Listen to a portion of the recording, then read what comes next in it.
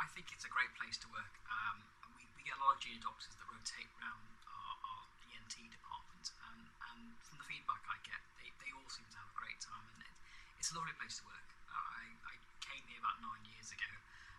I'd never worked here before, but I was living quite locally, so I knew a lot of people who worked here, and I heard nothing but good things about it. And one of those things, when you walk into a place, you get a feel of it whether you like it or not. And as soon as I walked in, I just thought, this seems like a nice place, and people were so friendly.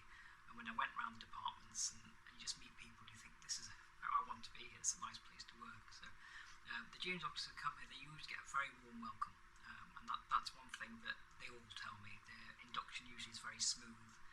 They feel very welcome, even if they've never worked here before, like I didn't when I first started as a consultant. I'd never worked here before. They get very welcomed. They get shown the ropes, and I think one thing that I've always listened to when they've said something feedback-wise is that there's always someone to ask.